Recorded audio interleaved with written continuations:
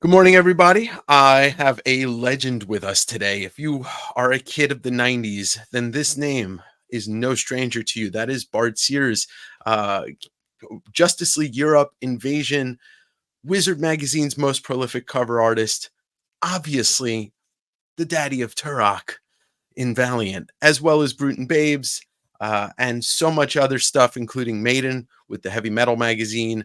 So let's say hello to Bart Sears. Hey, Bart. Hey Dave, how you doing? I'm fantastic. It's Saturday. Excellent. It's summer. Really nothing to complain about. Well, thanks for having me on, man. Yeah, of course, of course. Excited to dive into your career and ask some of the hard hitting questions. Ooh, awesome. um, so you're originally from New York, right? And that's where you live now. Yes, I was born in Ithaca. Grew up in North Syracuse, New York, and now I live outside of Utica, little Utica, town. all of the college towns. Yeah, Yeah, straight. yeah. I grew up in Long Island, so we refer to your part of the state as upstate. I've heard you talk about it before, that the first comic you remember kind of causing you to want to draw is the 80-page giant Batman 255, Neil Adams. Night of the Bat. Night of the Wolf. Night. Okay, Night of the yeah. Yeah. I mean, I'd loved comics before. I grew up with them. I had an older brother, so we always had comics around. So I pretty much grew up with them. But that was the one I saw and thought, I kind of like to do this. And I had been drawing since I was a kid and sculpting. But that was the first time it was like, I think I can do this stuff. So was when you were getting those comics, it was probably, well, I don't know. Was it pre-comic book stores in your area? You were buying them at yes. like the pharmacies and Woolworth Yep. or something like that?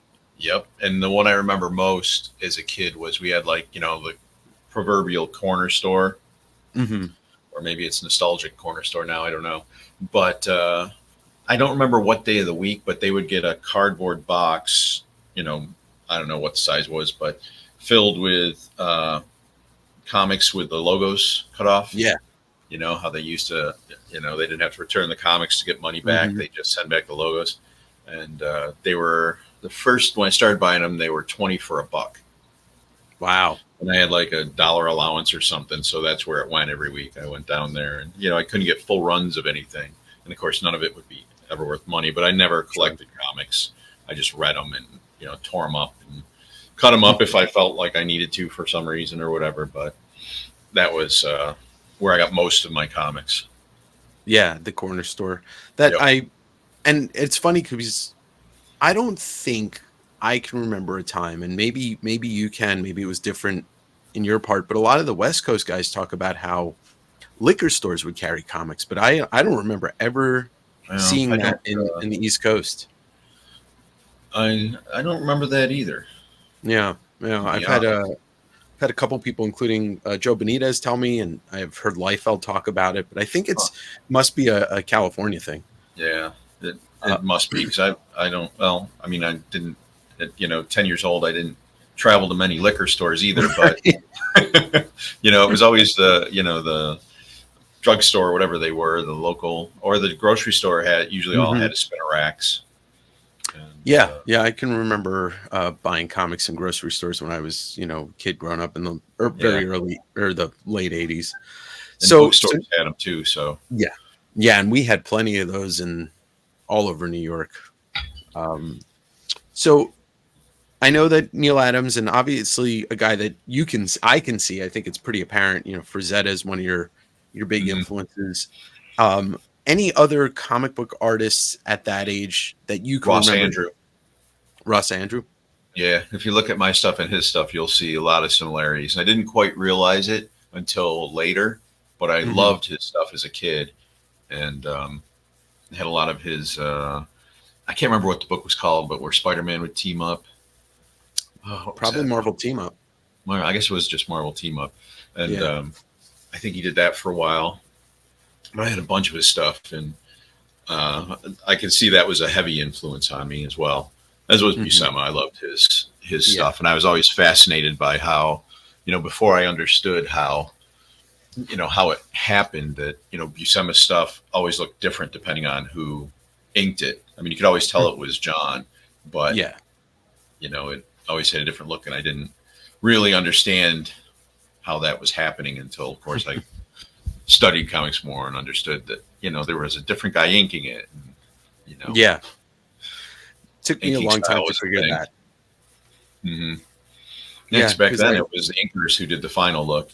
Pencilers kind of did rough pencils back then. I mean, they didn't keep blacks or stuff, but line work was all pretty much up to whoever was inking it. Unlike these days. I think I looked at a lot of original Kirby stuff. He was the one guy that it was apparent to me, like it was the inker that dictated what that Kirby was going to look like. Yeah. More than more than anybody else I can think of, at least from a pre kind of 90s era. Yeah. Yeah, I think the first stuff I remember from Kirby was the early Captain America stuff. Not the early stuff he did, but the Rebirth kind of stuff. Yeah, the Mad Ball. Yeah, and they printed it in little digests, like paperback size books. I remember having those, and that's where I first saw Kirby stuff, I think. And, actually, that's where I first saw Ditko's stuff, too, and Doctor Strange in there. And Spider-Man. Maybe it was Spider-Man in those little ones. I don't think Doctor Strange made it to the little ones, but yeah, that was where I first got exposed to them, and I loved both of their stuff in those stupid little books. Well, that's funny because that's primarily you'd see those in grocery stores at the checkout counter. It was the digest. I can still remember seeing them at the one at the grocery store near my house. So you've talked about it. One of your big influences early on was a teacher lent you some of the Andrew Loomis books. Yeah. Is that where you kind of become obsessed with drawing? Yeah, I knew. At 10, I decided I wanted to draw comics, and by the time I got into high school, that was more kind of a little bit on the sidelines because I'd got into animating and dimensionally animating stuff. I had a little Super 8 with a single click, frame shot. So I was doing a lot of animation stuff then. But my grand plan was I knew I could eventually draw comics. My grand plan was to draw comics to put me through USC for film. That's how I was going to pay for school, because comics are so easy. But he gave me that Loomis book. He didn't give it to me, but he let me use it. And he pulled me aside after about a month of freshman year and said, Mr. D'Angelo was a teacher. And he said he was a sculptor and not surreal, abstract. He was an abstract sculptor. And he said, I can tell you're going to be an illustrator and probably want to do comics. He's like, that's the furthest thing. I don't really even know how to teach that. But I've got these books and I will, guide you as best I can along that path. So he pretty much gave me a different program from every other kid for as far as assignments and stuff. And he's pretty much geared everything towards illustration for me, which was awesome. But that Loomis book really defined how to structure basically everything. I mean, it's geared towards people, but it's all about the understructure. And that's where I really always liked understructure, but I didn't understand what I was doing before then. And that really helped me learn how to, how to understand what I was trying to do and to do it better. But yeah, Loomis is. So speaking about film, I didn't realize that's where your passion originally lies, or at that point. Like, I went to film school for a year and realized it just wasn't for me. But what any movies you can point to that maybe something that like you still go back to, or something that really jumped at you as a kid that put you on that path, or at least originally put you on that path? I guess my original love was the Harryhausen films, the early King Kong, Valley of the Guanji, Mighty Joe Young, all those early, a lot of them black and white animated films. And Jason the Argonauts' stuff was color. But Yeah. that stuff I just loved, and that's what I started filming initially. And then um, I loved, story and heroic fiction. Um, and I'm trying to think of movies I would have seen back then that stuck with me. Um, I don't know, the so many great movies, Hmm. in the '60s, maybe less so in the '70s. Um, Interesting, because and the then in the 70s is like pivotal. and so many of their budgets were so low that some of the stuff was just really, I don't know, didn't appeal to me a whole lot. I mean, there were great ones. I mean, and Exorcist and stuff like that. That was just mind blowing for its time. And of Yeah. course, Star Wars and all that stuff Hmm. that just changed everything Oh yeah. as Yeah. far as fantasy and science fiction movies go, and probably boosted any kind of film. The everything that could be possible then. Um, but just a general love of film. I mean, I Yeah. just love movies in general, and I'll sit and watch crap, which my wife won't do. But I don't mind watching. Spending 6 hours while I'm usually always doing it while I'm working, but Right. I don't mind watching even horrible movies. But I just love movies, and I wanted to direct, and that longing has never gone away. Just haven't ever found a place where I could comfortably do it or explore it. Yeah, it's not something that, I mean, like, you just it's time and it's a lot of work, Yeah, and it involves a lot of other people unless you're making a no person film. yeah, yeah, yeah. So, The time so is the big killer, especially the yeah, last few years, because anybody make a film on their phone pretty much now. But yeah, if you yeah, want, but it's the all the time that goes into it, and who has time? yeah, because it just kind of disappears. Especially Literally, as you get that's all. older. Yeah, Um, seriously. I remember days, as a teenager being bored, and it's like I die to be bored now. Right. I completely agree. I mean, I have my hands in a lot of things, too, podcasts and editing and all that stuff, and I'm like, I could sit here for 5 minutes and like trick myself into thinking that it's an hour and I'm bored, but then I'm like, I gotta do this or this or this. And Uh, but I mean, it's I think, and maybe you can speak to this. I mean, sculpting, illustration, all these different things, like, they filled up your childhood and then gave you this kind of like kickstart to just keep doing it for yeah, the rest of your life. And a lot of people don't ever even touch that. They don't even they don't even go for that dream or that profession. yep. So that's And I was lucky. I mean, I had talent, and I jumped into it very early with a kind of clinical brain on how to dissect what I was doing. So Mhm. I could, and I've always been my own worst critic. The amount of papers I've ripped up, even comic pages, Mm. is recently is I don't know, 4 or 5 months ago. Just this is a piece of junk, and tear it up and start over. And so I think that helped me a lot. Plus, I was sculpting since I was a little kid, and Right. so my mind is always seen in 3D. And not knowing it then, but I always loved the structure of things, even the structure of vehicles and armor and how everything works. Um, so that I think really enabled me to get a early jump, especially with the help I had from my teacher that introduced me to Loomis and solidified Mhm. what structure was for me. And then, the year of the Kubert School where I was really able to brush up what I did. So I was, pretty able to get into comics really young at, 20, 21.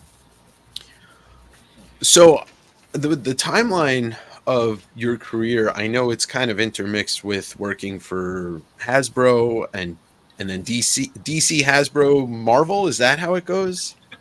My first job were at Marvel, my first jobs. Okay. So they Sector's toy book and two Right. 8-page stories for Iron Rose, which was it, I think Marvel Black and White back then. Then it Okay. was and that was canceled before they were printed. But what the Sector's job was fun and easy. The Iron Rose job, the two jobs were hard, and it was drawing cute women and motorcycles. And I wanted to draw superheroes, but I got that, and what I learned from it was that I wasn't ready for comics. I couldn't do it in a time frame that I was happy with what I was doing. So I jumped out of comics and started doing stuff for TSR and illustration stuff. And that led to doing illustrations for G.I. Joe for presentation pieces. They were, Dr. Martin Dye paintings of proposed G.I. Joes, all for in-house consumption. And a lot of the art's been seen and printed in different places, and that led to the full-time job. I hired to work on G.I. Joe, which I worked on for 2 weeks, I think. Designed 2 Joes, and then C.O.P.S came in, and they put me on that immediately. And that was a dream. They wanted to originally do it on the same buck as G.I. Joe, but 6 inches tall. And I talked them into letting me create 3 different bucks and 1 main heroic buck, so that they would actually be tougher looking than those narrow-shouldered G.I. Joes. So that was really cool that they let me do that. And great learning experience. For anybody listening that doesn't know C.O.P.S, it's not that the C.O.P.S came in and made him work, as he worked on C.O.P s, C.O.P.S. Yes. So C.O.P s and crooks. Yeah. So the TSR stuff, you when you were working for them, was that when you did some of those kind of choose your own adventure books, or is that a second? Wolverine and Doctor Strange, I think. Yeah, and I did a little research to find out that the Strange was inked by Mark Nelson, and Mark Nelson goes on to be the first artist for Aliens, I believe, for the Dark That's cool. I did not know that. I don't even have copies of the Doctor Strange stuff I did. Yeah, they're not. I've never seen them before in person, but I was doing a little bit of research, and then somebody had photographed the inside first page, and I was like, "Oh, here's the credits. You can, you were credited in there," which is interesting, because if you look back at that era of gaming books or just any books that are comic adjacent, most of those artists never get credited. Right, depending on whatever the IP was that the company was they were working for. Yeah. So it's all dependent. DC is a lot less likely to credit than Marvel. I'll say that. And it's kind of been that way in comics for a long time. If you look at some of those old House of Mysteries, House of Secrets, like writes and signed his name. He was smart enough to always put his name right on there. Yeah. And then a lot of guys did not, and they would not credit those guys at all. Yeah, that's awful. Like a comic. Yeah, seriously. We'll get to that, because there is a piece of your career where I never knew it was your art until I heard you talk about it. But so then Hasbro, and then you quit comics for a little bit, right? You kind of were done with drawing. Well, I was at Hasbro, and while I was at Hasbro, I started doing covers for Sal Quartuccio Productions, who was doing the reprints of Judge Dredd and Rogue Trooper and all that stuff from England. And that was the stuff where, it was printed like magazine size in England, and they squeezed it all to fit into comics, the American comics. So they all looked funky, but I got to do a bunch of covers for that, which was great because it kept my hand in illustration. And then when C.O.P.S, DC came up to launch the C.O.P.S book, because they had been working on a TV, the animated show, after I'd done the first season of designs. And the marketing guy, it's a great dude, and he knew a lot of the stuff that we were doing, but he knew I loved comics. So he's like, why don't you bring your portfolio to the meeting and come sit in the meeting with us with DC? I'm like, okay. And when they got done talking about C.O.P.S, Andy Helfer was the editor. He and Doug Munch came up, and they said, I guess you got your portfolio. You want us to take a look? I'm like, sure. So he looked through it and he's like, "Hey, you want to draw some comic stuff?" And I'm like, "Yeah, give me a call." So he called, he called me and he offered me issue 4 of the C.O.P.S series. Mm-hmm. And I said, "Great." And he's like, "Whatever you do, don't quit your job because comics isn't a sure thing, blah, blah, blah." I'm like, "Eh." So I quit the next day. And pretty much it was a year to the day I was hired, Right. which was pretty funny. Because I remember I had the same interviewer for my exit interview that I had for my entrance interview. My entrance interview, the guy hated me. I went in there. Of course, I showed up with a blonde mohawk and probably Mickey Mouse glasses for my entrance interview. And when I left, it was funny because he was like, "I didn't think you'd last 2 weeks, and here you've been here a year. You've got 3 letters of commendation, and blah blah blah. And why are you leaving?" I said, "Because I gave you guys an offer. When you gave me a raise, I told you what I needed, and that would keep me staying, and you guys said no. So I'm going to draw comics." And so I quit and did issue 4 of C.O.P.S for DC. Mm-hmm. And this should have really clued me in as to how comics work. Because I finished issue 4, and Andy said, "Okay, I got the next issue for you." I'm like, "Great." He's like, "It's going to be issue 3. I'm like, "I just did issue 4. He's like, "Yeah, the penciler's still working on issue 1, which he was working on before I started issue 4. So I ended up doing issue 3, and then a bunch of covers. And then he gave me Spectre monthly. Right. And those were 24-page stories back then. And it was a Monday, I recall, and I was finishing up page 6 of the pencils. Page a day. This is my second week on Spectre. And Andy called me in afternoon, like Monday, late evening or early evening, and asked me if, he told me he needed me to do an issue of Invasion because McFarlane had quit to go do, right there, to go do Spider-Man and left them in the lurch. And he said, "Can you come in Friday morning for a meeting? We're going to have a big kickoff meeting, get everybody up to speed on, where the project is and what we need." And I said, "Sure." And I lived in Syracuse, so it was a 5-6 hour drive into the city. Mm-hmm. The meeting was at 11 a.m., so I had to leave like 6 in the morning or something to get there in time. 5 or 6, I can't remember. And he's like, "Great, so I need you to bring pages in when you come." I said, "Of course, I'll bring in, everything I've done." By then, he's like, "No, I need you to bring in the whole book." I'm like, this is page 6. There's 18 pages left. It's Monday night, and I have to leave like at 5 a.m. Friday morning. He's like, "Yeah." I'm like, "That's 18 pages in 3 days." He's like, "Yeah, you can do it." I'm like, "I can't do that." "Yeah, you can do it." "I can't do that, Andy. That's nuts. I can't do it. I can't do it." "Yes, you can. Yes, you can. Yes, you can." So finally, I'm like, "Fine. I'll bring in all the pages Friday." And somehow I brought in 18 pages of pencils, and I hated every one of them. Yeah. But they were done. And the thing I hated most about that is Mark Pennington, my buddy from Hasbro and Kubert School before that, was inking Spectre. And it was his first, real big professional comic job. So he has to ink these crapped out pages, 18 crapped out pages. So I felt he's bad doing a lot of heavy lifting. Yeah. So I always felt bad about that, but I got it done and then got to do Invasion, and that I had to do 8 pages a week. Right. To get that done, which was nuts. And luckily, Keith wrote it, Keith Giffen.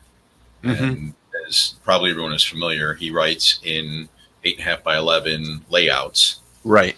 So all I did was blow those up and put them on a light box and figure out my borders, start penciling, because all the storytelling was there. It made it. I would have never been able to do it if I had to do it from a script.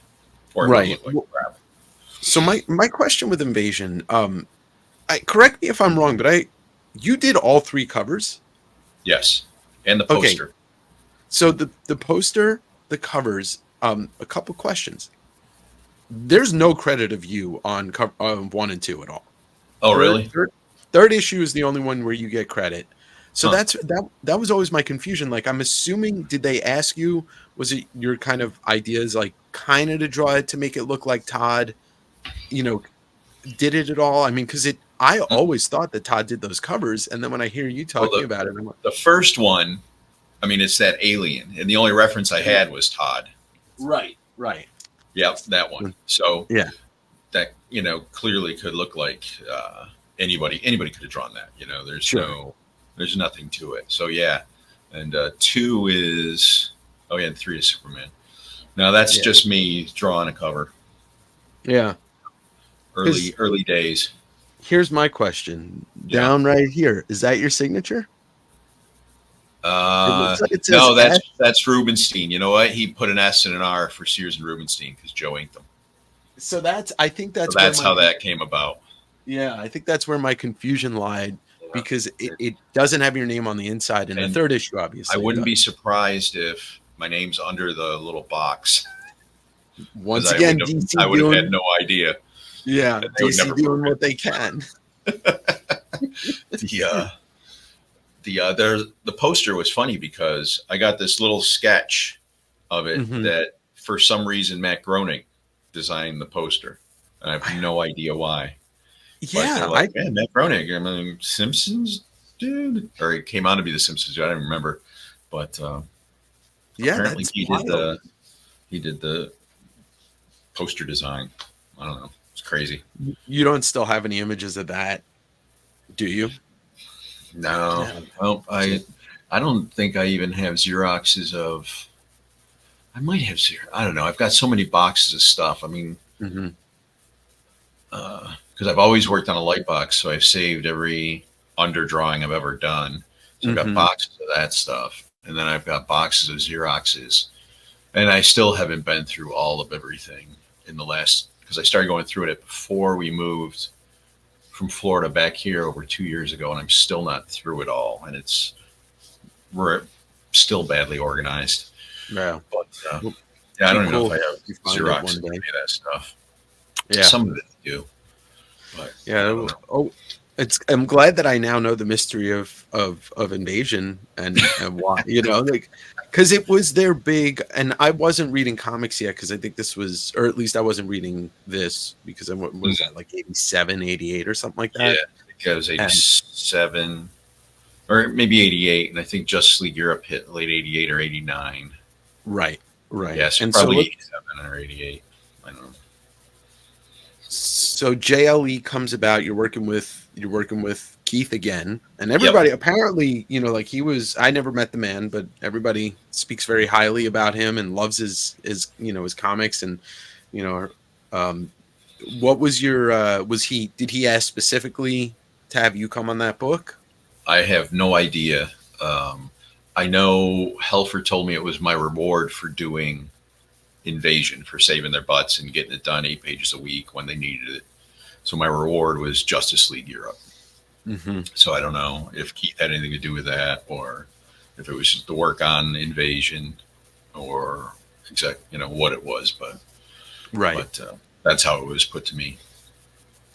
Yeah, and that's one of those things. DC's always been able to take the scrappy, you know, the scrappy guys and turn them into these books that end up having this like cult following that becomes legendary. I mean, I've had even Chip Zdarsky told me it's one of his favorite books of all time was Justice League Europe.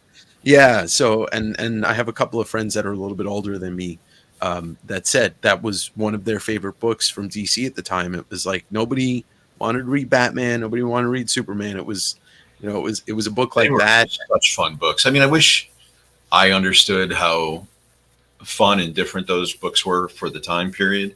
Sure. You know, I was so busy grinding, you know, it didn't come to me till later just how much fun and how beloved those books were for, you know, their fans.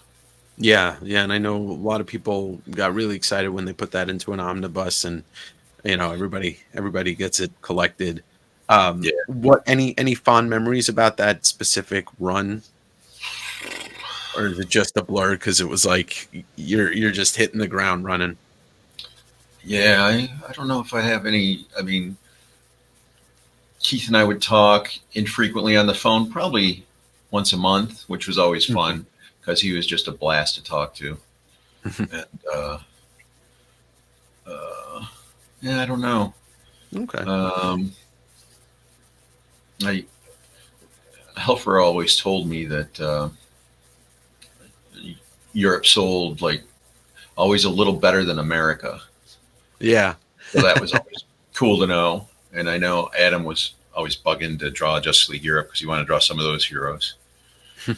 No, it's mine. Yours. But, yeah, that was I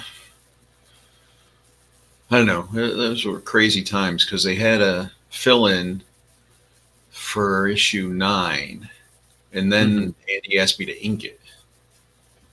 So I don't know, what the purpose of that was. Yeah, but, that's just having you do the issue. Yeah, it was bizarre. So I didn't understand that one. And oh, I know. When I was put on Justice League Europe, it was like November. So I started it like end of November, early December, the first issue. And it was supposed to come out, I think Andy told me in June. Like it was going to be their big summer push, that book. And I was at a convention in Toronto, and somebody came up and were like, "Oh, I can't wait to see Justice League Europe. I'm so excited. You know, it's out in March. I can't wait. I'm like, what do you mean March? It's January, and I just started issue 2. He's like, oh, yeah, it's in previews or whatever it was back then. I don't know if it was Diamond or if DC had their own distributor. I can't remember. Or a different one. I don't know. So I was like, oh. So I get back Monday morning, you know, I would say 9 a.m., but Andy never got into the office before 11. So probably 11:30, I call him at DC, and I'm like, you told me June. It's like, oh no, it's coming out in March, and you're late. So I'm like, you're kidding me. So I was always late on that book. I mean, according to their schedule, they never shipped late or anything, but it was never on the dream schedule that they upped. So that was another learning experience about comics work. So yeah, and as we get into the 90s, you know, and I'm not, this is not a reflection of you, but just in general, comics start to trip over themselves, and lateness becomes, you know, especially after 2000, after the you know, they really exploded, and there were so many comics and so many guys that a lot of guys, you know, it was becoming a penciler's medium, you know, where the pencil line was, you know, kind of a finished line rather than a suggestion for an inker, and it kind of changed how people penciled and slowed down penciling by far. And one of my bones at DC was I always wanted to get on, you know, the miniseries, because those projects were always, you know, higher paid, and they were making a lot of money for a lot less work. And I was really enjoying that. And they never really wanted me to put on one because I was one of the guys that could regularly do a monthly. And, those were becoming rarer and rarer. So I understood it, but it was always kind of annoying. And I should say about Andy Helfer is he was great. I mean, he had a young family, and almost every month he was pushing them to give me a raise. So my first year there, my pay just till, you know, I could actually survive doing comics. And that was great. I'll always, you know, always think fondly of him for that. It's different day in comics back then. Yeah. I mean, you know, and over at Marvel at that time, you know, there are a lot of people that loved Jim, and then some people that didn't love Jim, you know. So getting into the 90s, I mean, the 90s is really like, there was so much. I'm sorry, I said 2000s before, didn't I? But I meant 90s. Yeah, no, I knew what you meant. But with the 90s, like, your name, I was not able to escape it in the best way possible, as we can see behind me. What's the timeline? Wizards first, and then you're in Valiant, right? Yes. Yeah, because I started with Wizard when I was working on Legends of the Dark Knight 21, 22, and 23. And other close friend from Kubert School, Mark McNabb, was running the Kubert graphics design studio. Yeah. And a young Gareb Seamus went there because he wanted to do this magazine idea, but he didn't know anything about putting a book together. So he connected with Mark to, put all the books together and figure out how to do all this stuff. And Mark actually hooked him up with McFarlane to get that first cover. Right. And McNabb was like, you need covers, you need interior art. You should talk to Bart. And so he got my number, and I started talking with Gareb and started doing the covers and, a bunch of other stuff for him. And he eventually, asked me if I would be interested. I was teaching at the Kubert School at the same time. Mm-hmm. And he asked me if I wanted to do a column, how to draw a comic drawing column. And I said, sure. So he said, come up with something and we'll do it. So I came up with Brutes and Babes, and that's how that was born. Well, let's give a little tip of the hat to you, because in the first 100 issues, you are the most prolific cover artist in Wizard history, with 11 published covers and 5 unpublished covers, which is quite insane to think. Some of them were 3 panels. Yeah. Some of them were, right, like the Sabretooth Wolverine, that was a Venom. Double. Yeah, the Venom Carnage. X-Men Valiant was 3, and the Marvel one that was 3 as well. So the one that kind of, and I know you've talked about it, and I mean, for me, I bought it from issue 1. I'm a Todd Maniac fan, so I see his art, and I picked that up, and then I was hooked. I probably it was a great magazine. I love that magazine. It was so good for comics. At the time, it was awesome. In hindsight, we talked about this at Heroes a little bit. Like, you can definitely put it as one of the markers for the reason of the excess and what happens. Oh yeah. But from an art standpoint, and you could talk about it from the art standpoint of somebody like me. I'm not an artist, but I loved looking through it. And then the Brutes and Babes column, I've heard, I would say probably every artist that's in my range of 45, 1 out of every 3 of them will say Brutes and Babes is the reason that they got better, or they started to draw, or they moved that direction. I've heard that a lot. It's very, very humbling. I mean, look, I was so lucky. It's the easiest to have that opportunity. When you think about it, right? Like, in the 90s, you could go to the library and pick out a bunch of books. You could take an art class and have a teacher that maybe nurtures, or sees something in you. But for kids reading comics, you pick up Wizard maybe to get the free ash can or get the free trading card, and you open it up, and here's this column teaching you how to draw all these different things. Like, that's like early. I mean, I look at Wizard, and I think this is pretty much easy to make this correlation. Wizard was the early internet for comics. Yes. And definitely. So, free drawing column. It that way, but that's a very good analogy. Yeah, that's. I mean, fanzines were a big thing in the 70s and 60s and into the 80s, but this became the kind of like news source, because some of it obviously was complete horseshit, but a lot of it wasn't, Yes. A lot of fluff in there. Yes. Yeah. But let's talk about the Venom cover, because that's the one that, the Flash one was they did 2 covers for that issue. So not everybody saw the Flash cover. Yep. But the Venom one really blew the lid off the magazine. Yes. Derek told me it kind of saved the magazine because they couldn't keep it in stock. They had to reprint it, and it just flew off the shelves, and it really put them over the hump, so to speak.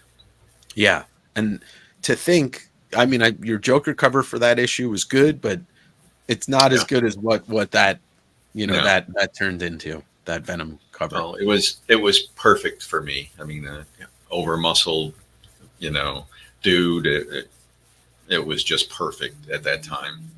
Yeah. Right? Yeah. And I was stunned that Gareb went along with my idea of using my middle name instead of my full name. And part of it was play, and he was real curious to see if such a cool cover would sell without a name artist on it, because they're Right. all about promoting writers and artists' names, right? And I was moderately worried that DC would be upset I was doing so much for a different company, even though it's not competition. It's actually marketing, for myself and them and the whole comic industry. I was, a tad bit worried they would, be like, you're a day late. Did you do another Wizard cover, or something? And, and they were my contracted job that I had insurance through. Sure. So I didn't want to risk that. So he was game for it. And I'm trying to, because the internet didn't exist then, it's hard for me to remember, like, what the public, like maybe Comic Store Talk was like, oh, who's this Whitman guy? Do you remember, were you going to an LCS at that point? Like, were people really confused? Yes, people were really, really confused. And cons weren't as big back then. They were starting to grow, but they weren't as big back then. Maybe store appearances were a little bigger. I can't remember, because I did a bunch of them around that time with DC and Valiant and stuff. But yeah, there was a lot of people would be like, "Are you Whitman? I kind of think it's you, but and, they'd be like, I knew it." Yeah. I bet. Did you have a lot of those experiences? Like somebody bring it up to you to sign, and you're like, "Yeah, that's me," and they're like, Yeah. Or they'd have me sign Brutes and Babes, and I'd be like, "You want me to sign the cover?" And they're like, "Are you Whitman?" I'd be like, a lot of that, a ton of that. That's great. I mean, because some of that's still these days. It's rare because Wizard isn't known by younger people, but some of the older people will bring them out and be like, "Did you do this?" Which is always fun seeing, a 60-year-old guy being like, try not to offend in case it's not me. Yeah. Well, and that was the thing. Awesome. When I went to Heroes this year, I didn't want to bring 2 pounds of Wizards in my suitcase from Washington, but I got a couple signed by you, and I had you sign the ones that were Whitman as Whitman. And it's like, this is like finally meeting the masked wrestler, like the luchador after 30 years of his, career wearing the mask, but, Wizard. And I was so bad. I even wrote the name. I spelled it differently on different covers. Yeah. Because I'd forget. It's okay. The first one, I didn't realize there was an H in it, because I've never used my middle name. I didn't know. That's right. And then you started signing it WITTMAN. Yeah. But that's like kind of like, it almost makes it that much more of an inside joke, because like there's 3 different spellings of it and 3 different covers. But so when you're doing these like unused covers, you're still like, you never got any of that artwork back, right? Garib kept it all. No, part of the deal was they kept it all. Yeah. And at the time they paid tremendously, of course, compared to DC and Marvel cover rates. I know the industry's changed where covers are premium now, but back then it was like, I don't know, 15% over page rate or something. It wasn't 20% over page rate. It wasn't that different than doing a page. The big difference came because you ink your own covers, and that was like doubling your normal page rate for pencilings. But they paid much better than that back then. I mean, it still wasn't great, but it was definitely worth it, especially for the exposure and the coolness. Get to draw stuff you don't normally get to draw. Yeah. Because if you're not, you're not on a Spider-Man book, you're not doing Carnage and Venom, you're not, on an X-Men book, you're not doing Wolverine, Sabretooth. But you even got to do Spawn. I mean, like, there's not. You pretty much touched as much as you could with those Wizard covers. Which is a great thing. Yep. I mean, I've been extremely, extremely lucky, and the people I've met and the things I've been allowed and, able to do. Been really, really lucky. So with Mark McNabb, he seems to have been, for at least the first 35, he was their in-house colorist for all the work. Yep. Yeah, that's pretty impressive. Is he still in the business? Oh yeah, he's got McNabb Studios.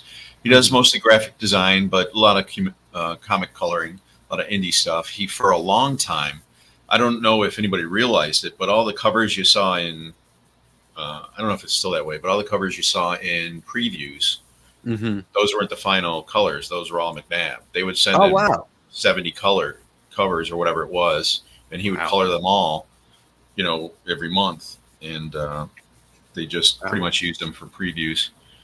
And maybe he didn't get all of them. Maybe he just got the ones that weren't pre-colored already. I don't Mhm. really remember exactly how it worked, but that's what he did for years and years. Was all that stuff, a lot of that behind the scenes coloring for Marvel Comics. I mean, it seemed that especially as you get into the computer coloring era, which would be the 90s, seems as a couple of guys that just kind of had a stronghold on, like, look at Steve Olive.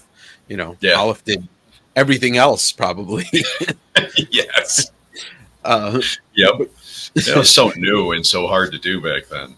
I mean, because yeah. click a gradient, you'd go get a cup of coffee and have a smoke and come back and, go out and have another cigarette because it was going to take a half hour for, this tiny gradient to fill in. It was crazy. And you just got to hope that it's saved. Otherwise, you got to do it all over again. Yeah. When I built my color studio for the first version of Ominous, I bought the most powerful Apple computer I could buy, and it had Mhm. 256 megabytes. And everybody's phone's more powerful than that. Yeah. Yeah. Like It was crazy. the jump in technology in 12 years. I mean, it's scary because, like, when you think about the jump in technology in the last 5 years, Yeah. we're talking about stuff that's now damaging the Yes. every industry. It's not Yep. just the art industry, it's every industry. Oh, sorry. We'll get back to the interview in just a second, but don't forget to hit the like button, hit the subscribe button if you're not, drop a comment down below and let me know what you thought about the interview with Bart. I also have a podcast called Direct Edition Podcast. You can find the links for that down below. It's available on all major podcast streaming platforms, as well as it has its own YouTube channel. And thanks for watching as always, and back to the interview with Bart Sears. Going back to Brutes and Babes, Hmm. was did Garib encourage you to turn it into a comic? Like, where does that? Yes, actually. Yeah. Um, I hired Sean Husvar, who became partners with at the second Ominous Press, as Mm. a marketing manager for the first Ominous as we were ramping up. And he and I went down and met with Garib to talk about the company and what to do. And they both talked me into doing Brute and Babe as the first comic because they're recognizable characters, that Hmm. people already knew and this and that. And I had never wanted to do that. They weren't part of my Ominous universe. Sure. So, you know, they finally convinced me to do it. And I did it. And I'm probably half glad I did. But, because I just wanted to do Giant Killer. I still do. I still haven't gotten Yeah. to do anything much with him. But, yeah, that was not my plan when I Right. envisioned it all. It was those two guys talking me into it, from a marketing and sales standpoint. I think, and I don't know, maybe you can agree, maybe you disagree. I think that kind of thinking, like the marketing thinking, is one of the reasons why, in like 94, 95, we just start to see it slide. I mean, Yes. I I only really stepped away from comics for like 2 years, like 96, 97. And then my friend gave me Frank Miller stuff and Alan Moore stuff. And, I read Watchmen and I read, Yeah. I started to dig into the deep, good, great pieces of comic history. But I think the marketing, and I wasn't able to recognize it. I was, Yeah. 14, 15, What do you 16. know? But yeah, but every industry has done it. I mean, movies have killed, Well, like it have was got the themselves. collectors initially. They Right. destroyed the card industry, and then Yeah. they found comics, and that was the same time Wizard was started, and it was also the Yeah. same time Valiant was starting.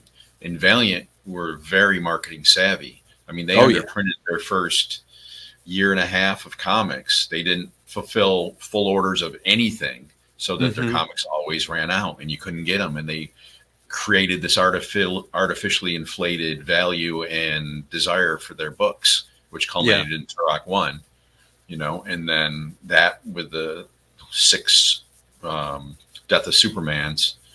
Was it the Superman or the Rebirth? I don't remember. It was Death into Rebirth. It was the breaking of Batman's back. We're all like kind of a 6 issues that came out in 1 month, and they say it came out like the same month as Turok, and that put what, a third of the comic shops out of business that month alone. Everybody over nuts. Yeah. I mean, a guy at CrossGen, to kind of, you know, dig me, bought a box of Turok Golds, you know, a sealed box for like $7 when I was at CrossGen, just to like, oh yeah, how many to sell? I'm like, yeah, I know. Everybody's got long boxes full of those things. It is really interesting about what you said about the underordered or underprinted first stuff, like, you know, your Magnus, your Harbinger, and there was one more. Exo. Yeah. Because those I remember knowing that they existed, but I was never able to find them. No shop had them, and then it was, you know, Turok 1. So let's talk Valiant. You come aboard after Shooter's Gone, or you come aboard? Yes. Yeah. Yep. So you come aboard after Shooter's Gone, and they're just like, we're gonna do Turok. Were you familiar with Turok from the Gold Key? Oh yeah, because, you know, I had comics as a kid, so we had a lot of Dell and Gold Key comics floating around. So, you know, we actually had, you know, they were beat up, but, you know, Turok comics from his original run floating around the house. So yeah, I knew who Turok was. So I thought that was pretty cool. What I did, which was wrong back then, is I convinced myself I could pencil 2 books a month. Oof. And if I had to, I certainly could. But what I didn't take into account was the pressure of wanting them to be high quality. So that's why I flamed out of my first Valiant run. I guess my only Valiant run. Well, no, it's not my only, because Valiant's back now. But out of that first Valiant Tide run, just because I couldn't produce it, and I wasn't smart enough or mature enough to let them know that, I just let it go how it went, you know, and I could have stopped it and readjusted everything and been fine, but I didn't know how to admit I couldn't do it. So I just kept trying and, you know, failing. So that was not fun. I bet. I will say this, like, for this cover, this book, it's got its, you know, like, kind of like punchline, obviously, because there's 1.3 million, you know, 1.7 million. Okay. Right. Cause I think Capital, or one of the distributors, bought like a third of the print run or something. I don't know, but they only paid me for $1.5 million. They never owned up to the other 200,000, at least to me. But all that being said, though, like, your art in this book is amazing. Like, that, it's just like a full on. I can't say much for the writing, but you didn't write it, so I'm not really worrying about offending you on that. But art wise, I would agree on that point as well. I wasn't thrilled with the story. Right, but you did some great, you know, it's pace. And Randy was at the top of his game. Randy Elliott, who inked it, man. He was screaming good back then. It was a perfect match. Yeah, he threw a bunch of great silhouettes in there. There's just a lot. There's a lot to love about the Turok books. But I mean, we don't have to talk dollar amount, but is this the most successful monetary? You know, like, is this the most? Yeah. Oh, by, you know, by a lot. Yeah. Yeah. That was how I was able to start the first Ominous Press, was because of Turok. I mean, the 2 Exos I did, and the 2 Turoks. Yeah. Those are, I mean, they're, you know, it's interesting because I go back and I look, and I'm fan of a lot of the artists that came out of the 90s, whether it's, you know, it's you know, the Image guys.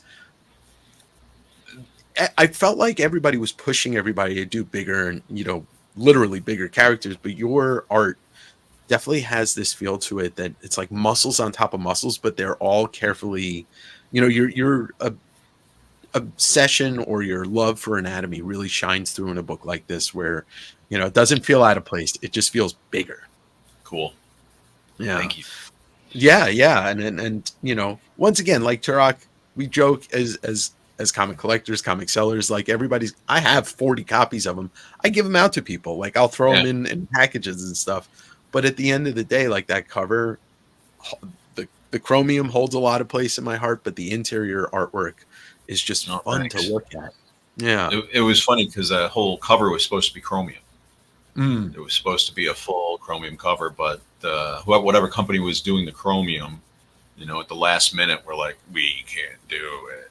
So they could do the insert that was glued in, and they took the dinosaurs from an ad that I had drawn for EXO and Turok and mirrored them and used that as the frame. So I think it's a pretty cool, successful cover. And, definitely. It's one of the, it's a gimmick cover I like, that I don't think was just a gimmick for gimmick's sake. And on the same token, the Eclipso gem cover was a gimmick cover I loved because it made sense. It wasn't just a gimmick for gimmick's sake. And I know collectors hated it because it couldn't box and it was, bending. It damages all the books that it lays on top of. Yeah. But I thought it was a great gimmick. The Eclipso one is probably, I still think of that as the craziest gimmick cover of all of them. Like there was, like I said, you stack them on top of each other. It's an 8-inch thick gem. Yeah. It was pretty substantial. It's so funny. Like I'm glad that I'm able to talk to people that were creating comics in the 90s, and we can laugh at the fact that like it didn't damage my life. Like I didn't sink thousands of dollars into these books. These days, if I'm going to sink that kind of money into it, it's going to be something that's silver, golden age, or original art. That's right. Where I like put my money. But it's still funny to think about the excess, because you're right with the trading cards. If you go back and look, and I started collecting baseball cards in the 80s, and my dad and my brother, they both collected, and you look at that stuff and it's so mass produced and none of it is worth money. Yeah. And it's just like, I feel bad for the stores, the store owners. You feel bad for. I don't feel bad for the publishers, and I do not feel bad for people like me because I didn't lose my ass on anything. Yeah. But it's just it's interesting because now where the comics industry is, it's a whole different beast, and the excess is just in variant covers. That's it's Yeah. But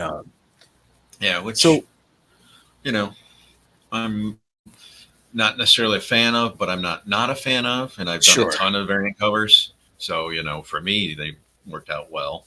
But I mean, when I see, 20 different variant covers, it's kind of like, okay, that's a little excessive, but it's definitely a little bit excessive. 2 or 3, if there's some kind of, that's cool with it. And especially for indie comics where, you aren't getting 30,000, someone, a high volume of monthly or even miniseries comics or graphic novels to have some way to make in, sell some extra copies. Sure. Run with it, guys. Sure. You said about miniseries, when you were first started working, I actually kind of prefer them all together. I'd rather read a contained story than a monthly that doesn't really go anywhere. Yeah. Because gone are the days of the one and done. Yeah. Yeah, I agree. And it's kind of funny because really the only reason the industry went to, like 4-issue or 6-issue stories within monthly books is because artists couldn't do monthly books. Yeah. I mean, that's the bottom line. That's why they did it, so that they wouldn't miss ship dates. They could have multiple projects and work at the same time that didn't necessarily, count on each other as continuity or continuity. And, it made sense for them business wise because they weren't having to suddenly throw in a random fill in like they did in the early days when they got in trouble. And, and they got so much crap for late shipping stuff, no company wanted to ship late ever again. So, hence the mini series within the series. Right, right. Um, I assume the answer is no, but did you didn't have any involvement in the Turok video game at all, right? No, Design none. work or anything? Okay. Yep, that was all. I don't even know. Yeah, that was It was because actually not a bad video game. it was great. Yeah, And people cited, including myself, like Nintendo 64 is one. It's definitely one of the best. I would put it in the top 10 Nintendo yeah. 64 games. People still talk about it. You Yeah, know, yeah, or I talk video games with people. They're always asking about Turok and how much they enjoyed the video game. So yeah, yeah. But I assumed you didn't have any involvement in it. So through this 90s period, you're doing also a lot of toy designing, which yeah, is interesting. Marvel mostly, right? With yeah. the Toy Biz Toy stuff. Biz, Toy Biz. Somebody from Marvel contacted me and asked, knew that I had done toy design and done all the cops and some Hmm. GI Joe stuff and a bunch of wrestlers, and they asked if I'd be interested in working on with Toy Biz on the Marvel hero stuff. So I said sure. So the people from Toy Biz called me and they said, and this is in the '90s, early '90s, and they said, "Yeah, we really need somebody who understands things in 3 dimensions, which we know you do Yeah, because you've done tons of turnarounds and we've seen your stuff, and our guys can't figure out what any of these characters look like from the comic books because they're drawn differently in every panel. The chess piece doesn't look the same from the side view as it does from the front view. We can tell. So they're like, my guys don't know what to do. So like, can you give us, turnarounds that work? And I'm like, sure. So that was pretty much why I got hired to do it, is because I could look at, the 10 reference shots they sent me and make something cool out of whatever it yeah, was that was still the character, and but made sense to somebody having to sculpt it. So I did it, I think 12 in the first year I worked there, and then did most of the second and third year. which And was a lot of X-Men, right? yeah, mostly X-Men. I Yeah. think there were some Fantastic Four in there. You did a USA agent, I believe. Yeah. Yeah. Did I do? Yeah, I did a bunch of stuff. I did a lot of package art too for them. Yeah. Yeah. Then I Once again, actually the they don't reason credit. the reason I built my first ominous press studio in the color studio is Toy Biz um, talked to me. They were giving me the contract to do all the package art and all the 3 views. Hmm. So I built a studio where I trained some guys to help on the 3 views. I would do a rough design of the figure, and they Hmm. would do all of the uh, finish rendering on the tech and the bodies and stuff, and then I would do the heads. And I also built and trained a color studio to do computer color for all the package Oh art. wow. And it's a bit of a sore spot, but I was supposed to start in January, so I had people hired. I had the studio ready to go in January, Hmm. and I'm like, "Where's the stuff? We're ready to go." And they're like, "Oh, it's coming. We're still working on the contract, blah blah blah." I'm like, "Okay." February, it's nothing. March, nothing. And finally, in March, I was able to get my contact on the phone, and Hmm. she admitted that they weren't going to give me either contract, Oh, and I was like, okay, which is why I started doing the comics, because I had all these people I was paying that I'd hired for months. yeah. So we started actually working hard on the comics and any other stuff I could find that they could do, and but it was annoying because they were sending out my stuff to a bunch of artists, and a lot of guys I had trained at the Kubert School were like, mimic this, do it like this, and that was very annoying. Yeah. Business wise, I understood I was more expensive, but it's just like, why did you tell me if you were not going to do that? Why didn't you tell me right away? Sure. That was sleazy, but Um, these companies nobody's aren't known for being. Yeah, and these companies aren't known for being the most stand-up companies in the world. yeah. You And who know. am I to talk? I couldn't tell Valiant I wasn't able to do what I'd promised either. So, you know, you live and you learn, and hopefully you grow. Yeah, yeah. That's all you can hope for. You can't change the past. You can only just learn from it. Um, You know, One of the other series that I was always kind of fascinated with, and I know his scripts are wild. You did the first two issues of the Violator miniseries, crossing once again, having some paths crossing with Todd. Yep. Doing that, but it was Alan Moore scripts. So his scripts are It wild, was right? nice. Yeah, his scripts are thick. And what he also sent with Violator was he did thumbnails for every page. Yeah. So he sent that along. So, I mean, there's so much detail in those scripts. It was crazy.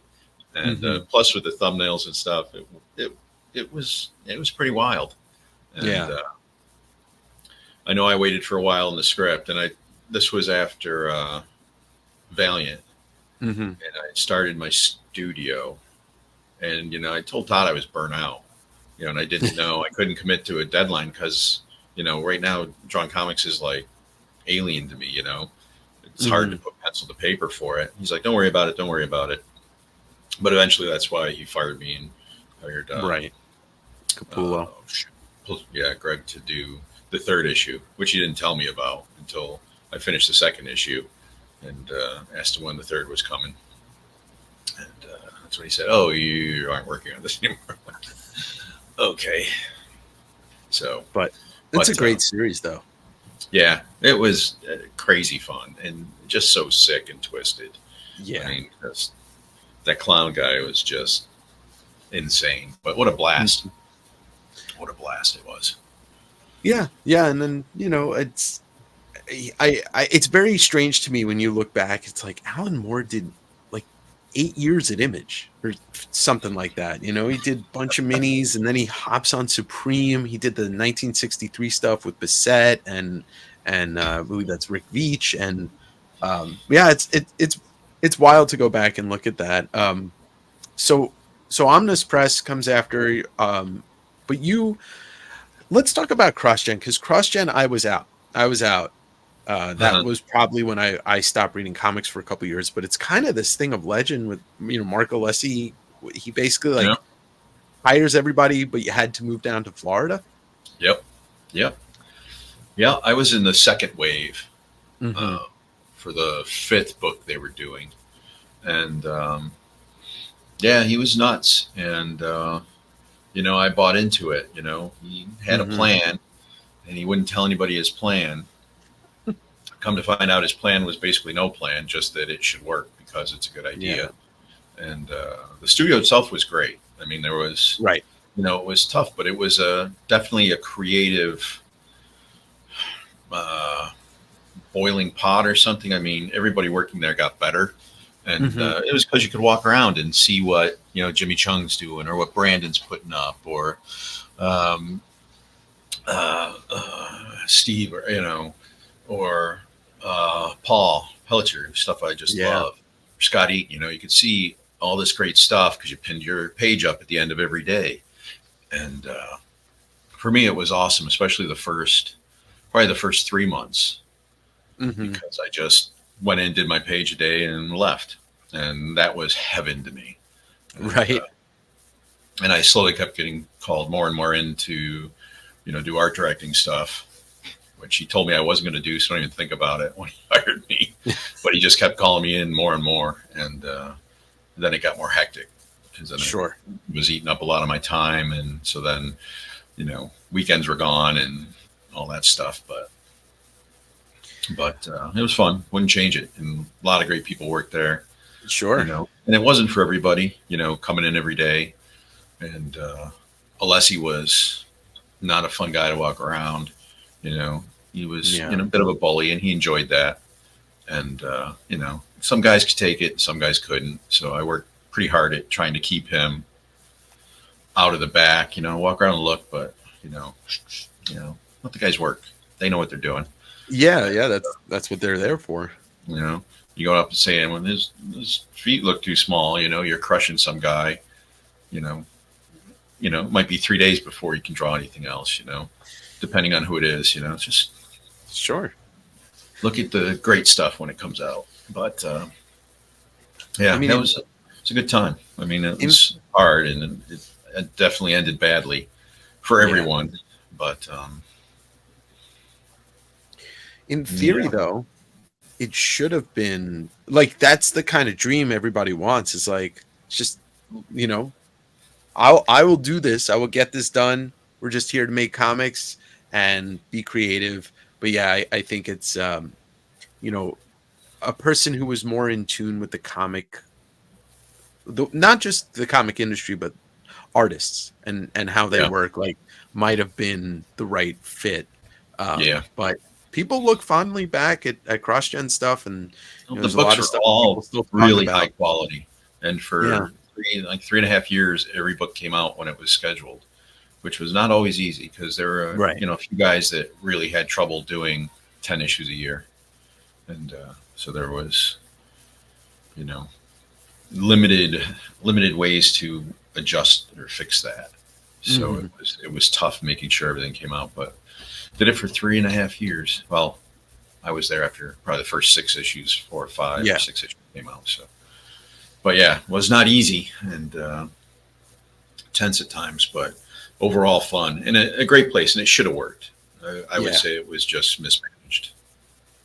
Which, we hear a lot about, not just, but inside the comics industry, outside, but in the Yeah, comics industry, there's so much that's been mismanaged on a unfortunate public and, yeah, legendary scale. But yeah. And the big companies have done it as well. I mean, they've yeah, definitely ruined things they shouldn't have just by poor management. So yeah, it's not something that little companies do or startups do or anything else. It's not an easy business, and it's no, certainly not one that you can enter into expecting to get rich no, or you're not at all. something wrong with you.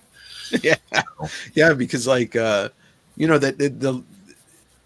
I don't even think that, when Valiant started or Image started, like, anybody thought it was going to be like, I'm going to get rich. It was more like, we're going to get away from the system of the big yeah, two and see what we can produce. yeah, and do our own books our own way, and Yeah, not have to deal with you can't use so and so in this issue or whatever. yeah, yeah. It's it's interesting. I don't know if we'll ever get back to that kind of period where there's a lot of great indies, and I love Yeah, them, and I think where, especially where comics have gone in the last couple of years, where most of the indie stuff is going to horror or sci-fi, genre, because yeah, you don't have to worry about, oh, this character looks too much like this character, we're going to sue you, or yeah, anything like that. Um, yeah. but And it's just tough to compete with Batman or Spider-Man, in Mhm. for somebody's purse strings. Yeah, It's yeah, it's tough to get somebody to buy into a new superhero series. A couple have succeeded, but they're doing things that Marvel and DC couldn't do. The Boys right. and Invincible. Invincible, and Yeah. those are the two that come to mind that are superheroes that succeeded outside of the Image stuff and the DC Marvel. Hmm. So it's Yeah, not an yeah. easy nut to crack.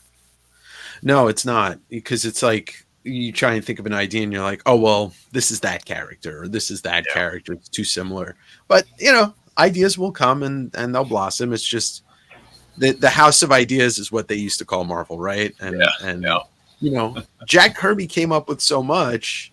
It's like, he didn't leave much for the rest of anybody else. No, he took it all.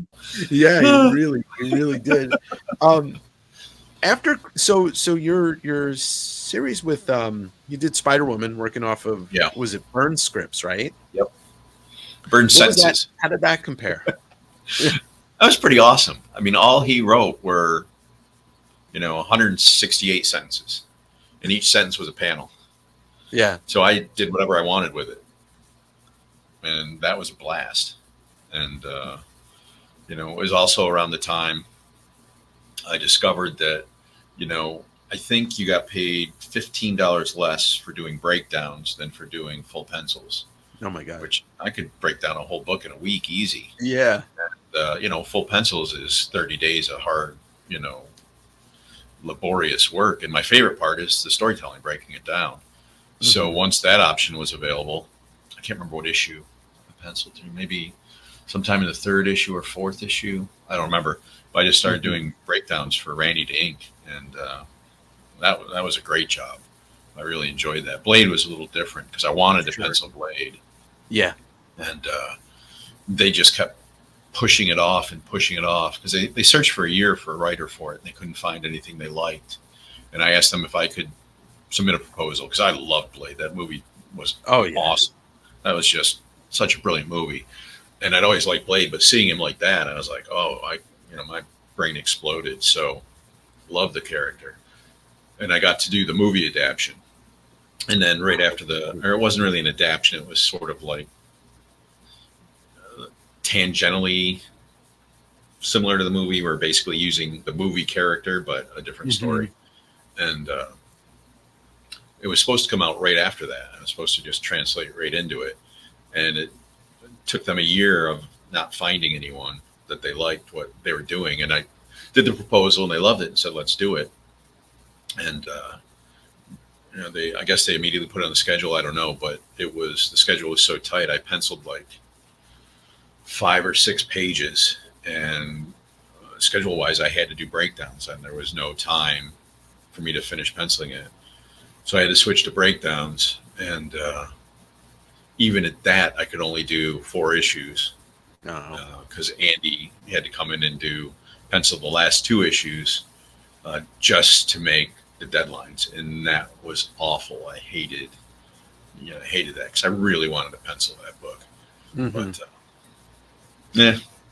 it's a tough book. It's a tough book to find. I don't remember it coming out, and then I remember finding retailers were pissed. Yeah, they did a survey, and the answer that they told me the retailers gave on the survey was, "You waited too long. Why'd you wait so long? Blade was 2 years ago. Why did this come out now?" And it was because, it took a year for them to figure out, who was going to do it. And then it took, another 6 or 8 months for the book to hit the stand. So it was almost 2 years from when they wanted it to come out. And retailers were they were just like, oh, we don't care. That was their thing. We don't care. Blade's old. If this came out 2 years ago, it'd be great. But they didn't want anything to do with it. So retailers' anger pretty much killed it. Which is kind of wild too, because the sequel came out maybe a couple years after, and now people look back at it and cite the first movie, second, even as being some of the best superhero movies, because it was before the greater universe. It was before, and it's Wesley. I mean, he made good movies. We just watched them last week. They're awesome. Yeah, and the second movie too. Yeah, but the third one, the funny thing about the third one is because of the history behind how detached he was from that movie, it kind of makes that movie better. They digitally open his eyes and all that stuff. And Ryan Reynolds, obviously a lot of things have changed since then. So it was so funny. I watched that, but all of Ryan Reynolds' jokes, there's nobody even comments on in the whole. I know. Nobody's like, oh, you're so annoying, or nobody's rolling their eyes. He just says them and they fall flat. It's like they killed him in that movie. It was like, because nobody paid any attention to him and anything he said. It was crazy. He has a couple of great lines against Parker Posey's character that I won't repeat here. I don't want to get YouTube angry at me for especially one of those lines. But I love those Blade movies, and that series. Like I said, I got it at some point, but I didn't know when it came out. And it shocked me. That was the first thing I'd professionally written. And I just threw everything into it. And I expected to get, a list of notes to adjust the plot and how to tweak things and make it better. And especially dialogue, how to, strengthen dialogue. It's a little weak here. It doesn't say, but I never got a single note. Everything I wrote is right there. And I was like, oh, I hope it's good. I have no idea. I don't know how to edit myself as a writer at that point. Right. So there it is. But I was pretty shocked that I got nothing. It just fed into the system.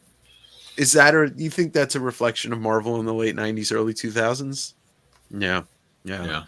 Because who was editor in chief at that point? It was pre-Quesada, right? Oh yeah, that was maybe it was Bob Harris, or Yeah, it that might have been before Bob. okay. I can't remember. I don't think I have a blade. No, I don't have Uh, it here. But yeah. I think it was either Harris or right before. Hmm. I think, but I could be way wrong. Yeah. Yeah, they it took them a couple more years after that to kind of get the ship righted. Yeah, But then when they yeah, they had did, some hard years. yeah, they Yeah, did. Yeah. yeah, they It, had some it really really tough times. it's interesting, like I can't, and maybe you can because you've been doing this longer and been in, on this planet a little bit longer. But has there been a time where DC and Marvel, like at the same time, were sailing? Because like even in the 90's, it felt like Marvel was sailing I and think in the DC was '80s. flailing. Yeah. I think in the '80s, before the '90s hit, and the collectors got in the business, because when I started at DC, um, I think their average monthly book sale was 90, 100,000. Oh wow. And good books, could hit 400,000, maybe 500,000. Some of the Justice Leagues or Batmans or something. Hmm. Um, but they didn't even think about canceling a book until it hit 30,000 in sales. And I was in witness to conversations where a book had hit like 29,000 or something. And they were talking to Helfer about it because he was editing it. And they're like, should we cancel it? What are we going to do? And he's like, can we keep it running until we find another book for these guys? Because they're good guys. I want to keep them working, That's and the great. book's not bad. It's just not clicking right now. Can we keep it going for, 6 more months until we can line something else up for them? And they were like, yeah, we can do that. That was how at least DC operated back then. And I'm pretty sure Marvel was probably much the same way. Hmm. But I was Yeah. much more entrenched in DC then. But they really thought of themselves as family, and their artists they protected and worked hard, to keep working and to look out for, Hmm. and that came through in every interaction with DC back in the day, and Marvel less so. But I was never that entrenched at Marvel. I mean, when I quit DC, I still had 9 years on an exclusive. Yeah. Oh. Uh, it was nuts, but Valiant wooed me. Yeah. Yeah. It's. I mean, I guess it's always a consequence of corporations buying, or whoever takes over. It just shit rolls downhill, and Yeah. you. Well, and back then they were a loss leader. I don't know Mhm. who owned DC back then. Was it Warner? I think it was Time Warner. Time Warner, and they paid no attention to DC because Yeah. DC didn't really make any money, and if they lost money, it was a tax write-off. So Warner just left them alone. So they were Yeah. free to run the business pretty much how they wanted, and Levitz was a good guy, and Yeah. that reflected all the way down, and Dick was a great guy, and they knew they had all come from the ranks, so they knew what it was like to be a struggling penciler, inker, colorist, writer. So they wanted to make it better for people, Hmm. as much as they could within their structure, and what they could deal with, and they did that with exclusives and insurance and keeping people working, and they looked out I for yourselves. That was really cool. I got to imagine maybe you witnessed this. We look at Marvel and DC now; they're IP farms. Batman 89's got to be the reason for, maybe that's where it starts. Batman 8, Burton releases Batman 89. Then everybody's like, okay, what's the next one? And you start to see comic sales and comic production go into the millions basically the next year. Yeah, but And, I think that was more the collectors in the movie, because well, that's it. Yeah. even when a Marvel movie were big and coming out, they didn't bump sales at all of Yeah. books. It was pretty much flatline. Nobody that loved the movie suddenly decided they wanted to read comics, or at least not enough Yeah. to make any real difference in the industry. So I think that was much more so the collectors. But what it did was it made the companies say, "Oh, instead of making a profit of $2 million a year in the comic book company, we can make a profit of 70 Two. million on a movie." Whoa, we've got to look at this. What are these comic companies doing? And I think that's what started to really change the companies.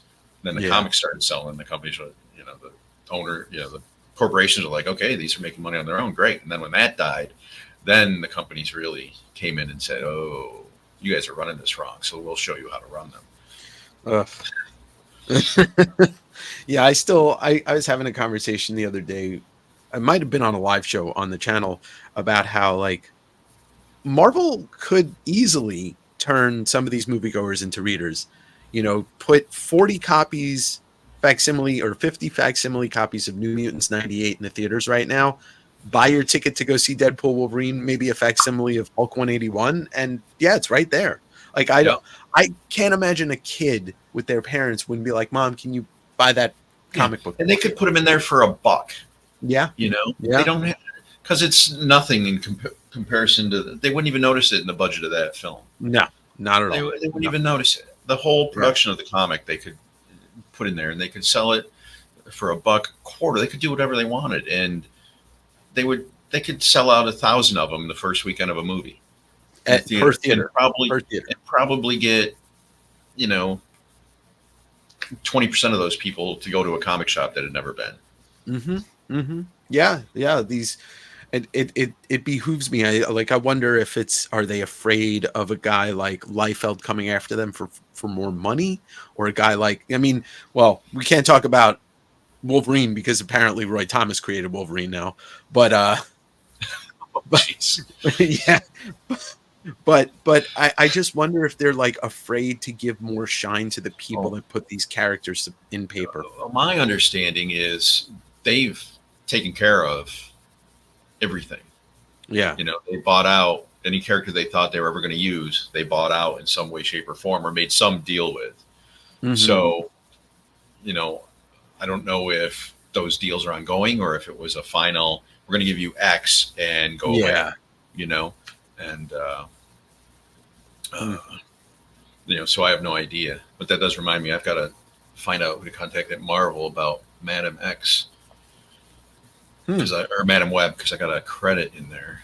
Oh, that's right. My only movie credit, and I've never heard from them, so I gotta. But they won't contact you and say, "Oh, we owe you money." Oh, yeah, that'll never happen. That'll never happen. DC didn't do it when they used that horrible pink Crimson Fox in the Titans, whatever that show was. Oh yeah, I did not watch it, but. Yeah, it was Titans. Met Keith at a show, and I'm like, "Hey, did you ever get royalties for Crimson Fox?" He's like, "Oh yeah, you didn't?" I'm like, no. He's like, "Here's the name." Call this dude. So I called, and they were like, "Oh, you didn't get that?" I'm like, "No." So they don't care. No. So I got to contact Marvel and figure that out. Would you say that? I mean, in general, like the vibe.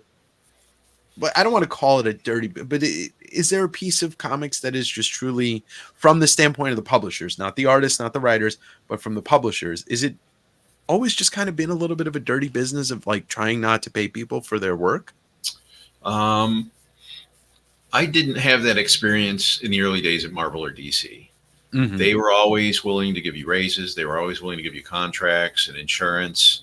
They weren't ever saying, eh.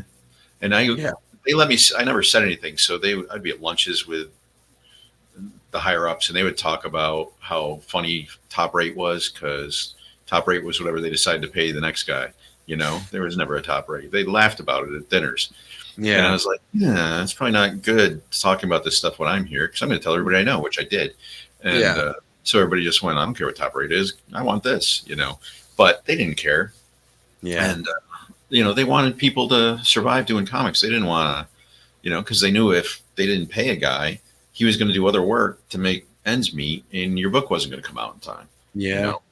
So they wanted to, take care of you as best they could. And, I know people had to fight to get royalties, and Neil was a big part of that, and to get original art back and different stuff like that. But, the people running the companies wanted that. Sure. They wanted that because they knew what it was like. They were like, sure, yeah, you should get your art back. Yeah, you should, get royalties for, books and stuff like that. So, I don't think they got, there were probably a few guys that fought it on the lower end corporate, but, for to my understanding, it was a bigger corporate fight to get it. And, and that took people inside the company to say, yeah, we got to do this.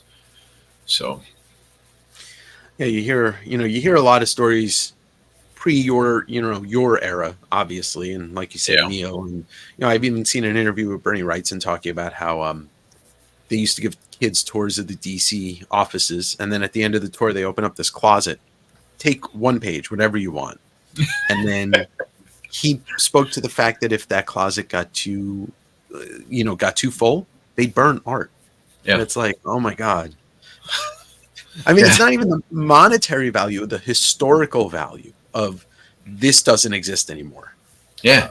It's nuts. I mean, Hasbro did the same thing. They would just throw it in a dumpster. When the drawers got full, they just emptied them out. And, some of the smart guys that worked there realized this and knew what day was throw it out day. So they would dumpster dive that night and grab a bunch of cool original paintings and concept art and all kinds of stuff. They just take everything. And that's the only reason any of that stuff exists.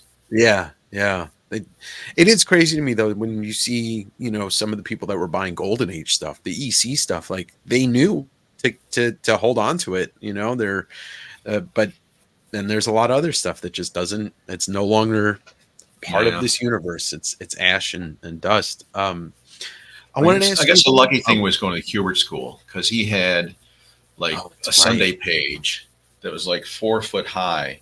Who was the artist? He did Flash Gordon, Alex Raymond. He had an Alex Raymond Sunday. It was massive, framed in there, and a ton of his old covers with all the nasty paste ups and stuff they used to do.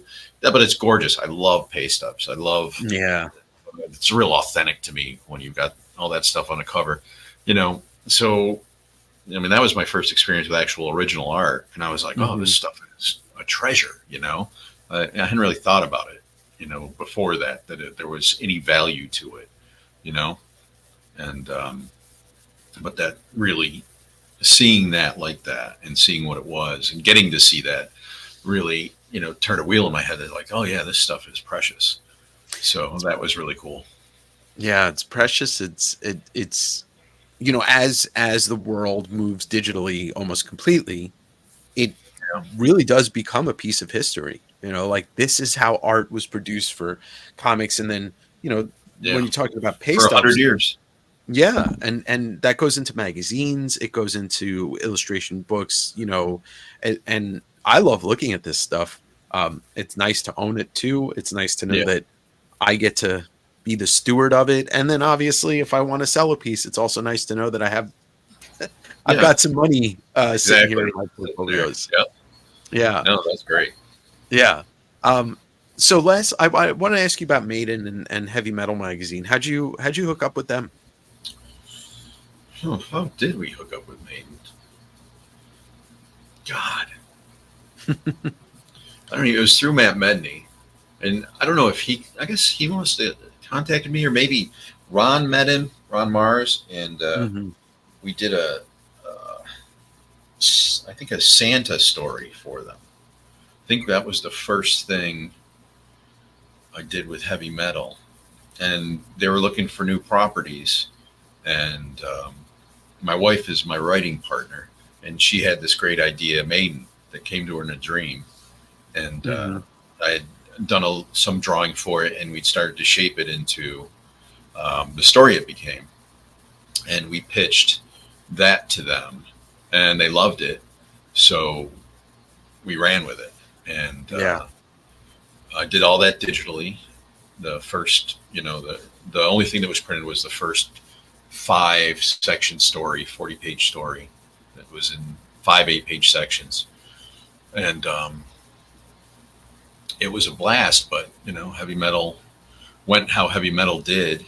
And actually, back there I have some of the pages for the second story that I started. And, they stopped communicating, and we just stopped working on it because we saw how things were going. And so that was kind of a shame. And plus we couldn't get any comp copies at all.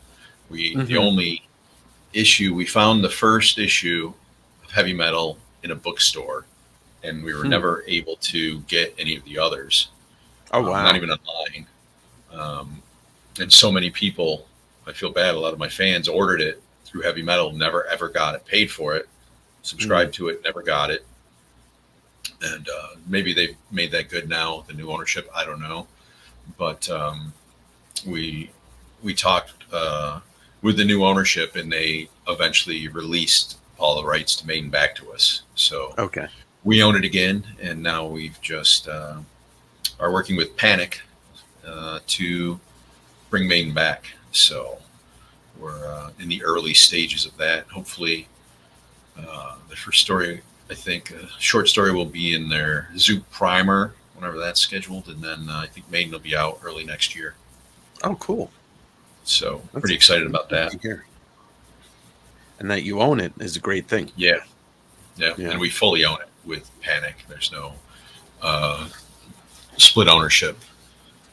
Okay. Split profit, but not split ownership. Right. So that's exciting. Can't wait to really start digging into that. We've got a lot of it written. I mean, we originally came up with 20 stories. So we have 20 stories in various forms, maybe 22. Because our contract with heavy metal was for 20 stories. It was over 600 pages of Maiden content over however many years it took us to complete it. But, that didn't work out clearly, but we have all that stuff, and we created a new #1 story to take the place of Neoma the Bride, which was the first Maiden story. So we've got a new #1 story that has a lot of the introductory stuff that issue had. And then we got a 12-page story that'll be in the primer, which gives a little more of information so that when you go into Maiden, you've got some knowledge of how the world works. Or the worlds, because it's across time and space. So every Maiden is different. Kind of like a soft reboot in a way. Yeah. So that's pretty exciting and pretty cool. Awesome. And Panic is great. And Chris Longo, who's the CEO who started Panic, he really helped us. He was at heavy metal at the end, and he really was a good conduit and helped us get the rights back. So that was pretty cool of him to go above and beyond to help us out. Great. We got another property we're in talks with, which looks like it's going to go, called Dreadlands.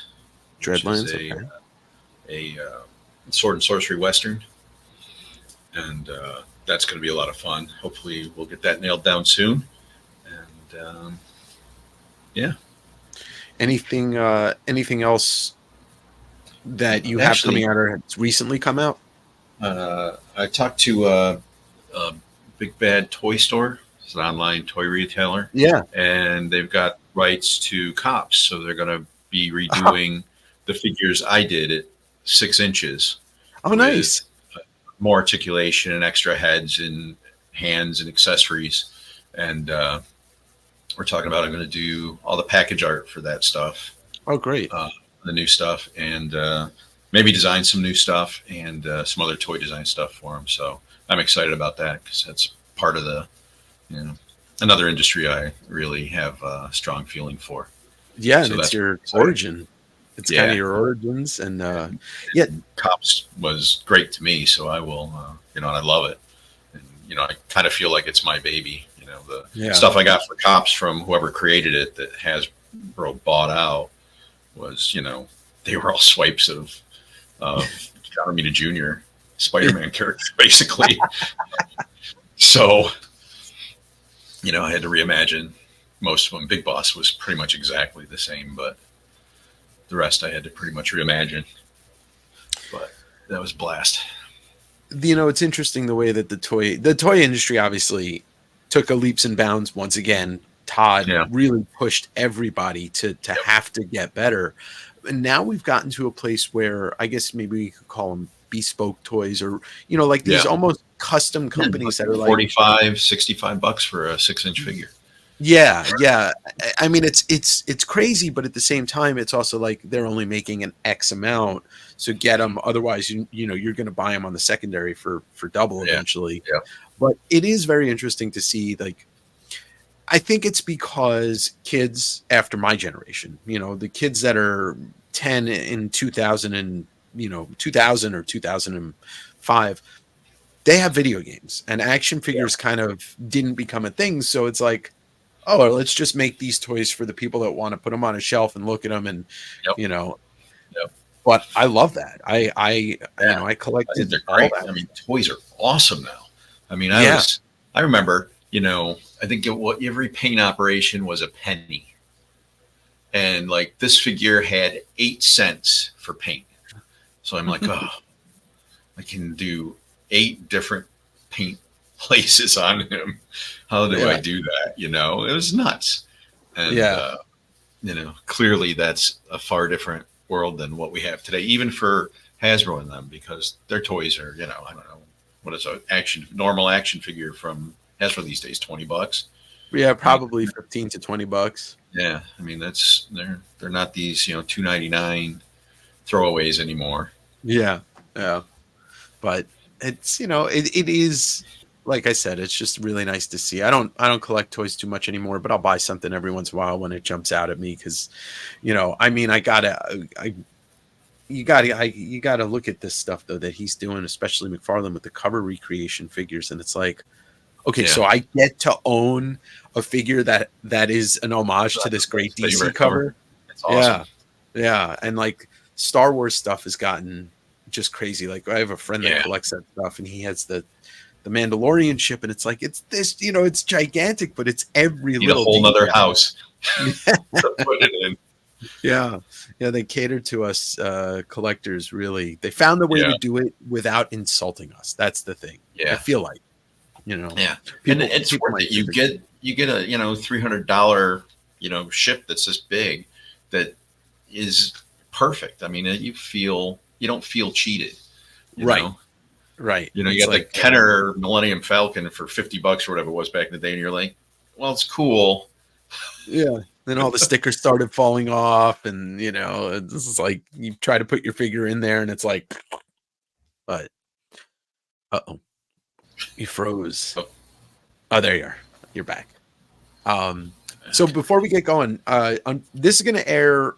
You're going to be at Terrificon next weekend, yes. and right in Connecticut, Mohegan Sun. This is going to air the morning of Sunday. But do you have any other cons coming up after that? Yeah. I do. Let's see. I'm going to Cincinnati Ooh. in October. I'm doing something the third weekend of September. That's in Hamilton, Ontario. Yep. All right, so I'll get those dates in the description. BartSearsArt.com, right? Yep. And it's Bart Sears Art at Instagram and Facebook. And all those links will be down below. I have to ask for the original art fans, how's your commission list looking these days? I still have too many to do. Fair enough. Fair enough. Still have too many to do. I've got this cool big one. I don't even know, but it's going to be really cool. But I'll show you this. Well, I'll tell people to, just keep their eyes open to see if you have any open spots, because I know your commission list. I do, day commissions at the shows. So right. And I do headshots or torsos only. But cool. Anything else that you want to mention promoting, or? That's pretty much it right now. I'm excited about Maine. That's going to be cool because the stories are so intense. Mm-hmm. They're emotional to work on in so many ways. And Dreadlands coming up is just, Sword and Sorcery is my heart and soul. And most stories I write have that feel, at least to me. And but this is going to be a hardcore Sword and Sorcery Western, and I love it. And so hopefully we'll have that to look forward to real soon here. And then the C.O.P.S stuff, that's just music to my ears right there. Yeah, yeah. I can't wait to get those figures. Now, and the other thing is, you were talking about doing some drawing tutorials. Is that something for the future that you're going to be doing on YouTube? I've got a Kickstarter I want to do called Barbarians that I started work on, and I really want to do a Patreon kind of thing and a YouTube channel with art. But every time I get started on that, I get more work, and it gets kind of pushed back, which is annoying. And I haven't found that. I've never had a work-life balance, except for those first 3 months at CrossGen. And, I'm still looking for a work balance. where Yeah, I life get doesn't it. intrude too much on it and it doesn't intrude on the life too much. But older and slower, so I'll figure it out. Yeah, maybe the kitten will whip you up into shape and finding that. I doubt that's gonna be. You're gonna be like kitty. Uh, Yeah, yeah, but I'm smitten. well, well Smitten little for thing. everybody watching, all the links will be down below. Follow Bart on the socials. Check out his website, web store, Please do, and please do. yeah, and go say hi to him at any con you see him at. I can attest to him being very friendly, not just this interview, but in person. Uh, but I Oh, bye. appreciate all your time, Bart. Oh no, this has been great. Anytime, man. Whoa, whoa, man! You're you're the Turok man. What are you doing on my computer? Hot book, man. Whoa, Dude, you're Comic Tim. whoa! Man, I He love you. I knows love who your channel. I am. He knows who I am. I Oh love God. your channel. Oh And you my know the God. best era of comics. It's the 90s, man. You know, man, this is like the hot book, hot book, hot book. Like Turok one changed my life, man. I became a Changed mine too. paleobotanist. Yeah, man. Whoa, I thought I was an archaeologist after I read this book. This is the hottest book ever, man. Whoa, I know. Well, thank you, Comic Tim. Oh man, Bert Kmart is here. Whoa, whoa.